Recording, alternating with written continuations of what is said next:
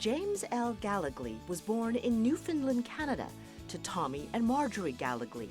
The second of 10 children, Jim had a very unique but special childhood. His father, the biggest influence in Jim's life, stressed the importance of education from an early age. He was a bit of an unusual enlisted man in that he really believed in the power of education. In fact, after he finished his career of duty in the Air Force, he became a teacher. Yet this was not the only lesson Jim learned from his father. About the time I was ready to graduate from high school, he was graduating from college.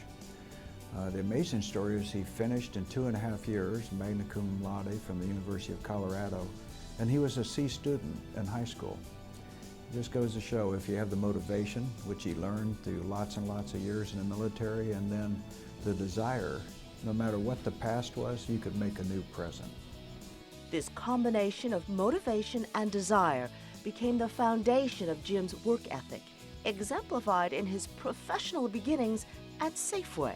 We had the #1 produce department in profitability in the entire Safeway chain around the world.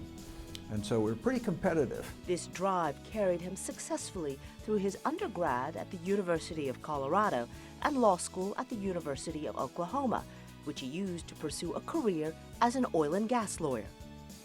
I started out as a lawyer. I went into finance. I ran chemical companies, refining segments of the business, exploration, production, drilling oil wells. In fact, in 29 years at ConocoPhillips, Jim would lead every asset of the company. It seemed like I was recreating myself constantly and learning new things, and so education is in the classroom, but also in the workplace. And I always said, let's keep learning. This strength in leadership enabled him to pull LyondellBasell, a company $20 billion in debt at the time, out of bankruptcy and into monumental success in 5 short years.